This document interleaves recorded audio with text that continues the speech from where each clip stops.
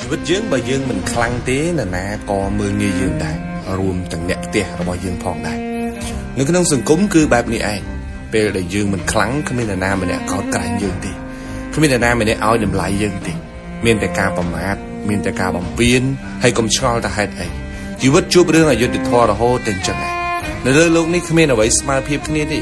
រវាងអ្នកខ្លាំងនិងអ្នកខ្សោយគឺគ្មានពិតមែនអ្នកខ្លាំងច្បាស់ណាស់គេមានប្រៀបជាងយើងគ្រប់ពេលវេលាទាំងអស់ត្រូវចងចាំថានៅទីណាក៏ដោយយើងមិនអាចខ្សោយបានទេទោះមិនខ្លាំងលើសលប់ជាងគេក៏ដោយតែកុំមិនដោយឲ្យខ្លួនឯងខ្សោយជាងគេជាដាច់ខាតវ័យពេញរៀនគឺត្រូវតែរៀនឲ្យមានចំណេះវ័យពេញរកលុយគឺត្រូវតែរកលុយឲ្យបានច្រើនវ័យពេញកម្លាំងត្រូវកសាងសមត្ថភាពឲ្យខ្លាំងបំផុតរឿងកសាងខ្លួននេះមួយអត់មាននរណាមកធ្វើជំនួសយើងទេបើអាយុយើង20ទៅ30ឆ្នាំហើយយើងនៅតែបដោយខ្លួនឲ្យអន់ជាងគេទៀតអត់មាននរណាមកជួយយើងបានទេនៅពេលដែលយើងខ្សោយនរណាក៏មើលងាយយើងដែរកុំថាឡើយអ្នកដតីកុំថាឡើយជាតិសាសន៍ដតី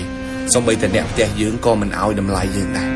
តនកម្លាំងនៅមានត្រូវតែតអាលជាមួយនឹងការរៀនសូត្រត្រូវតអាលជាមួយនឹងការចង់ចេះចង់ដឹងចង់មានចង់បានកសាងខ្លួននៅលើផ្លូវដែលមានប្រយោជន៍កុំឲ្យបរទេសគេមើលងាយថាយុវជនយើងជាជនជាតិខ្សោយជាជនជាតិស្ទើរចំណេះដឹង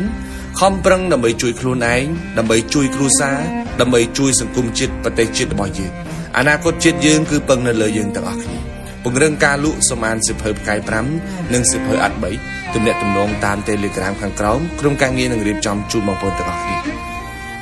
នេះគឺជាសាខាថ្មីរបស់ហាងលក់ទូរស័ព្ទដៃគ្នាយើង VIP បងប្អូនអាចអញ្ជើញមកពីសាខាចាស់ត្រឹមតែចម្ងាយប្រហែលជា100ម៉ែត្រទេបងប្អូនងាកដល់ឆ្វេងដៃឃើញសាខាធំមែនទែនគឺគ្នាយើង VIP ជាពិសេសនោះមានការធានារហូតដល់1ឆ្នាំពេញតែម្ដង